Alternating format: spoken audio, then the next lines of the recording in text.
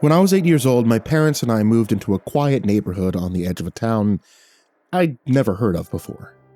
The houses were identical in a way that made it hard to tell which ones were ours at first. Same pale siding, same trimmed hedges, same mailbox posts, painted the same dull green. Even the sidewalks looked freshly scrubbed, like someone was afraid of leaving fingerprints on the place. The HOA president came by that afternoon. He introduced himself with a handshake that lingered too long and a plastic container balanced in the crook of his arm.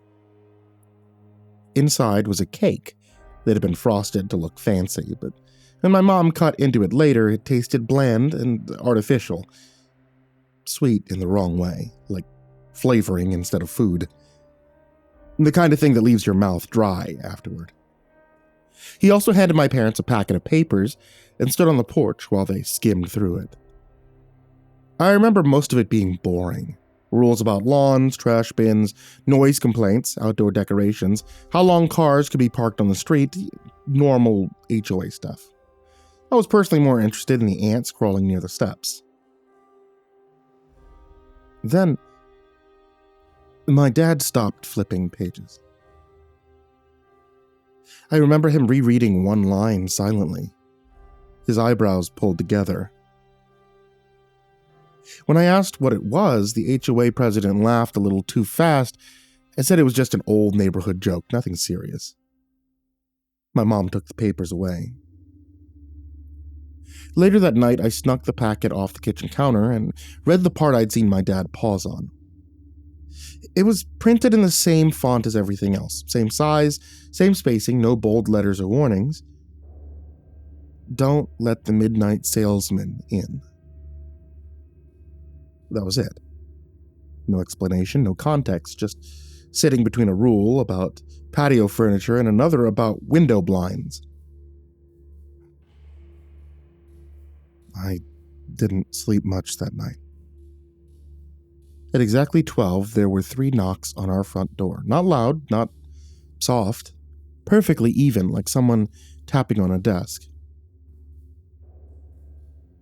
My parents froze. My mom stood up and relocked the door despite it already being locked. Then the voice came through the wood. Mr. and Mrs. Grayson, would you be interested in this product I'm selling? I must say, it's an offer I can't refuse. His voice was calm and practiced, the way customer service workers talk when they're reading from a script. He didn't raise it, he didn't sound angry, he sounded patient. No one answered. He stood there for exactly 5 minutes. I counted on the microwave clock in the kitchen. He kept talking the entire time, changing the wording slightly each night. Sometimes he said it was a limited opportunity. Sometimes he said it was essential. Sometimes he said it was a solution. But it always started with our names, always polite, always certain. When the 5 minutes were over, he stopped mid-sentence and left. There were never footsteps, just silence where he had been. This happened every night. Eventually, it became routine. Lights off by 11, curtains shut, TV muted. My parents whispered instead of talking. Sometimes I peek through the blinds and see porch lights turn off down the street one by one, like the neighborhood was holding its breath together. One night I asked, why don't we just tell him to go away? My mom didn't answer at first. She kept her eyes on the dark window, watching our reflection instead of the street outside. Because we don't talk to him. That's the rule. But he's just standing there. He's not doing anything weird. My dad turned the volume on the TV down another notch, even though it was already barely audible. You don't know that, and neither do we, so for now, just do what you're told. He knows our names, I whispered. How does he know our names? Neither of them responded. My mom reached over and squeezed my knee too hard, like she was trying to physically keep me still. You don't open that door, my dad said. His voice wasn't angry, it was tight. It was controlled. You don't answer him. You don't look at him. You don't think of him. You stay away from the front of the house after midnight. Do you understand me?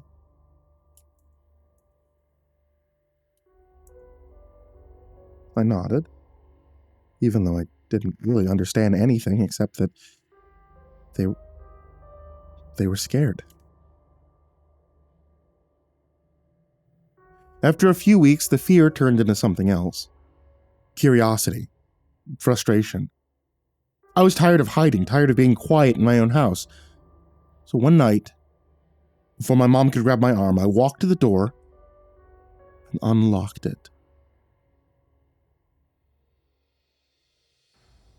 The salesman was standing just outside the reach of the porch light. He looked normal. Too normal. Clean clothes, neatly combed hair, empty hands, no bag, no clipboard, nothing to prove he was selling anything at all. Before I could say a word, my dad rushed forward, shoved me backwards into the hallway, hard enough that I fell. The salesman didn't even glance at me. His eyes locked onto my father instead, and his smile widened just slightly.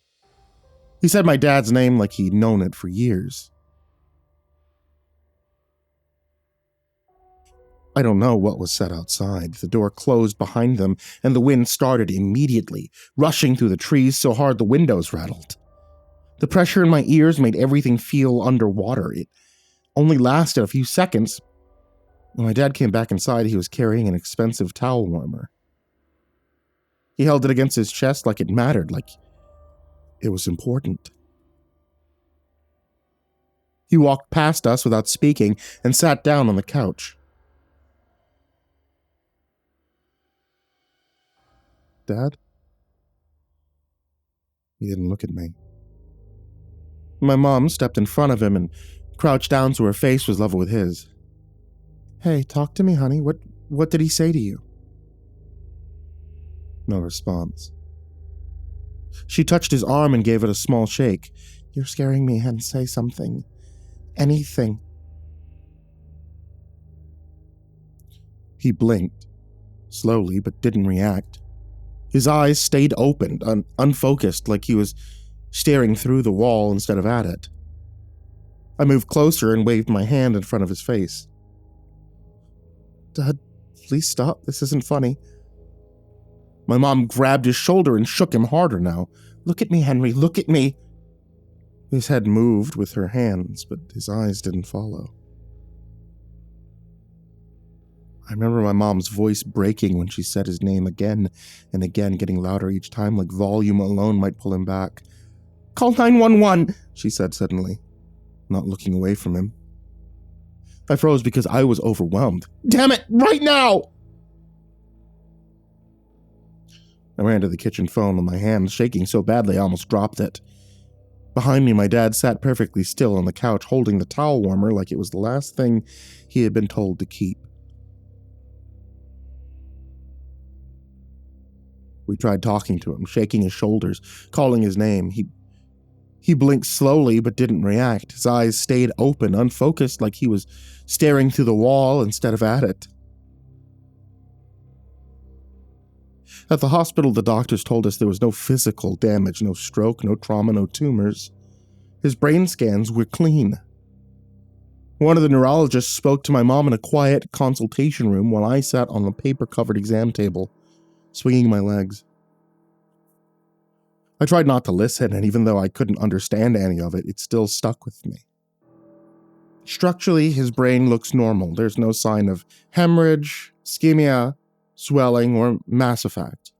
His MRI and CT are also unremarkable. My mom gripped the edge of the chair as she cried, Then why won't he do anything? Well, we're seeing electrical activity on the EEG. Basic cortical function is present, reflexes are intact. Pupillary response is normal, but he isn't producing any form of purposeful movement or speech. So he's in a coma. The doctor shook her head. Not exactly. He's awake. His eyes are open. Sleep-wake cycles are present. What's missing is meaningful interaction with the environment. She paused. choosing her words carefully. It suggests a severe disruption in the networks that connect sensory processing to motor response.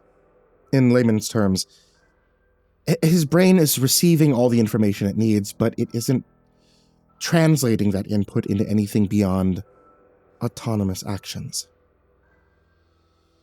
Can it heal? Can he be fixed? My mom asked. There's no visible injury to recover from, the doctor said quietly. That's what makes this difficult. We can't point to a damaged area, and therefore we can't do anything.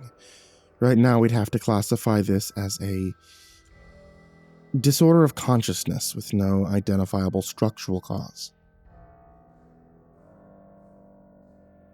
I remember her adding one last thing before she left the room. It's extremely rare to see this in patients without trauma, which means we don't have a clear explanation. I'm sorry, but there's nothing we can do for him. He never came back. Not really. He still sat in the living room sometimes, still somehow ate if food was put in front of him, still breathed, but nothing inside of him mattered anymore. It was like the salesman had taken whatever part of him made him him. He stayed in that house even after I left. I left for college when I was 18. Moving out felt less like freedom, more like escaping a house that had already gone quiet. I went to a state school a few hours away and studied something practical because I didn't know what else to choose. I avoided talking about my dad. When people asked why I never went home for holidays, I said there'd been a medical emergency, and I left it at that. I started seeing a therapist during my second year because I kept waking up at midnight for no clear reason. We talked about trauma and anxiety, how kids can internalize things and blame themselves for what they had no control over. I never mentioned the salesman. Some things felt safer staying unnamed. My mom kept my dad in assisted care while I was gone. I helped pay when I could. There were specialists, rehabilitation programs, quiet hospital rooms that all blended together after a while. When I visited, I talked anyway, about classes, about dumb campus problems, about the weather. He never answered. Sometimes I think his eyes followed me when I stood up to leave, but the nurses said it was involuntary, and eventually I stopped asking. I met my wife during my last year of college. We started studying together and slowly built something normal. First, I told her my family situation was complicated. Later, I told her about my dad, about the silence, about the house. She didn't push for details I wasn't ready to give. When we got married and talked about where to live, I told her anywhere that wasn't my childhood neighborhood. She agreed without hesitation. Meanwhile, my mom couldn't afford to move. I think she was also afraid to leave. The knocking never came again after that night, but the rule was still there, sitting in the HOA packet in the drawer, untouched. Waiting. Yesterday, my mother passed away. I spent the day signing papers, making phone calls, packing hospital belongings into plastic bags.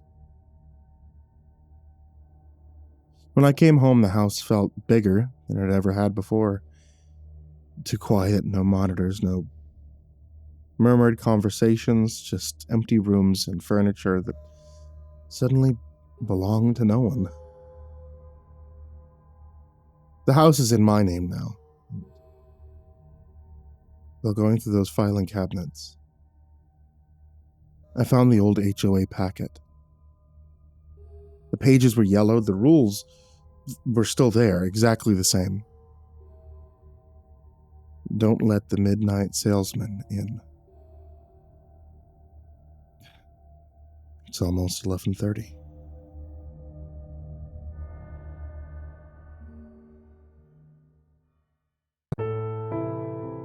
Hey there kids, it's me, MrCreepyPasta, and before we say goodnight, I just wanted to say thank you so much for watching tonight's video, or for listening to tonight's episode of the podcast, if you were listening to the podcast on Spotify or wherever you get podcasts, or if you're watching the video on YouTube, which is the only place where I post videos. I really appreciate it, you guys, and I'd appreciate if you hit that thumbs up, you hit the subscribe button, and you hit the bell thing next to the subscribe button. As always, I want to give a very big thank you to everybody who supports me on Patreon, patreon.com/MrCreepyPasta. That is the main place you guys are able to support me if you guys want to be able to support me, which you absolutely don't have to do, but hey, thank you. And especially if you guys like, you can become one of these wonderful people whose names I mispronounce. People such as Diana Kraus, AcidSystem, Benjamin 2003, Blake Rattler, Bottle Coolant, Brandon Mendoza, Caltuna, CoryxKenshin, Dakota Best, Daniel Poulsen, Dante Kinkade, Enchanted Buns, Eric Anthony Caruso, Estebean, 15 Squirrels in a Trench Coat, Galaxy Gremlin, Hades Nephew, himbojerry, Our Minute Second Time, Jay Kearns, Jed is Pet, Lou Cypher, Nick MC, Plant Piss, Red Shadow Cat, Remember the Sun, Salty Surprise, Samara Lynn, Scary Stories Fuel Me 32, Seclude, Simba's Bloody Mojo, Sky Harbor, Smiley the Psychotic, Sully Man, Holly Sue, Team Leo 76, The Chavez Brothers, The Ginger Bros, Tommy Walters, Viceroy Scorn, William Wellington, X Reaper 69, XX Lucky Cat XX, Zabold, Shadow Gardens, and Peaceful Buddha. Thank you all so much for being here. And as always, sweet dreams.